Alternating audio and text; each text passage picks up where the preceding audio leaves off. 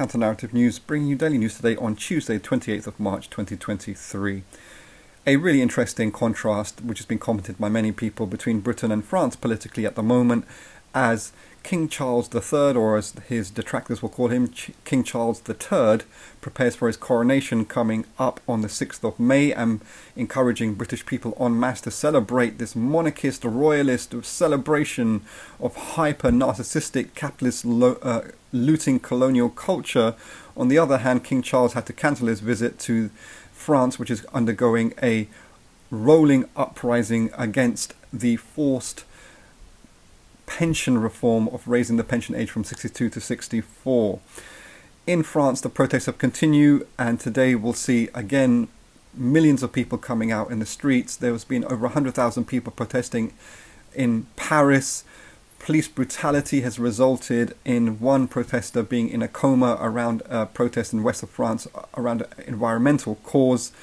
Young people who initially weren't that supportive of coming out for the protest after they saw the manner in which the French state forced through the pension law and then deployed police brutality across the protest movement now are entering the protest movement. That's young people in their hundreds of thousands, and clashes with police and self-defensive, offensive clashes with the police are increasing.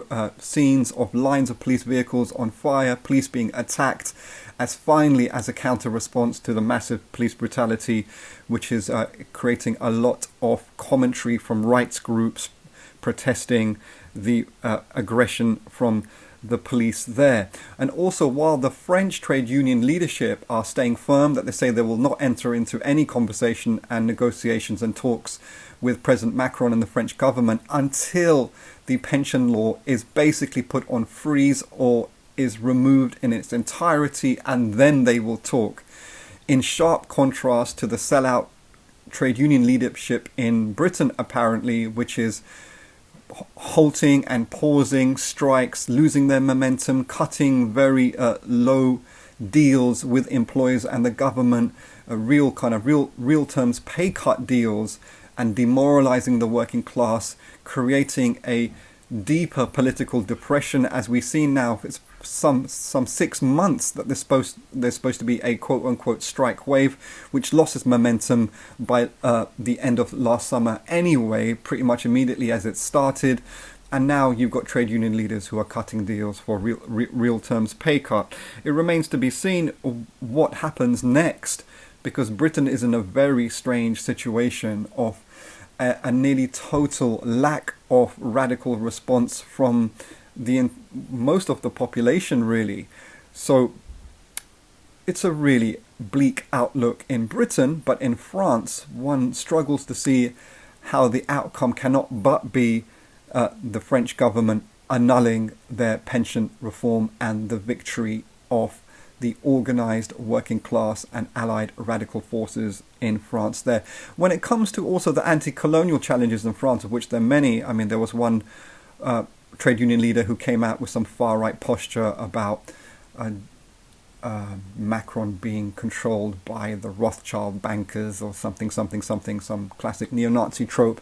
But in general, there are challenges of racism and far-right politics in France, but when people are in the streets around a basic working class demand, that is the relatively best situation to contend and push back racist and colonial politics.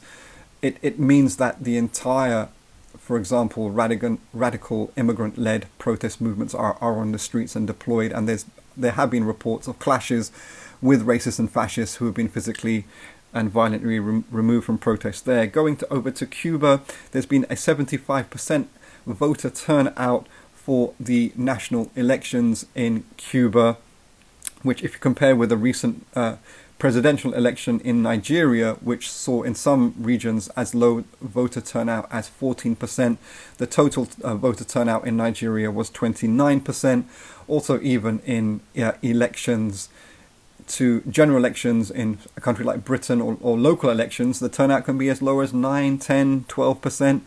And in the national elections, general elections, it can be around 60%. So Cuba definitely showing that the Cuban people have more trust in their political process and more engagement with it. And that's not a surprise, because Cuba, probably more than any other state in the world, sees working class people having the ability and the empowerment to actually influence their life, their communities, their roads, their residential areas, their employment and their education and health in a much more direct and manageable way, in a veritable socialistic way, more than any other country on the planet. So all the best to them there.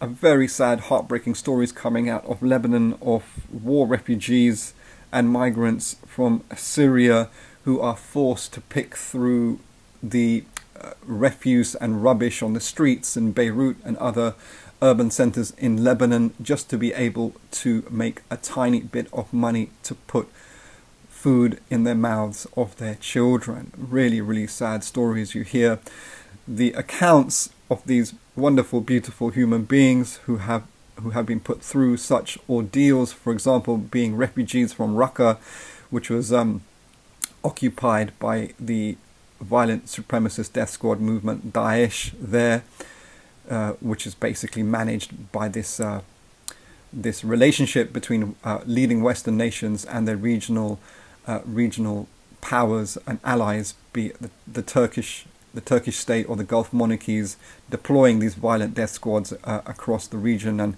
so, these war refugees coming out of being bombed in these areas, occupied, being bombed by the Russians, by the Western imperialists, being occupied by death squads supported by NATO and its allies, and then ending up picking rubbish. And of course, these people yearn to come to Europe, where they will not be, whatever the circumstances, they'll find themselves in Europe, in places like France and Britain. They most likely will not be picking through rubbish to get a few dollars to put food in the mouths of their very needy and oppressed children. Full solidarity to them and the oppressed on the growing migrant flows, which is being weaponized by the racist right wing from all the different multi-poles of the new political leaderships of the world. That's Counter Narrative News. Please continue to support us by encouraging your friends and contacts to subscribe to our YouTube channel. Loads of videos are going up today, not just daily news, but historical research, advocacy, cultural issues, really a diversity of episodes and material to engage in. We wish you a fantastic day. Thank you.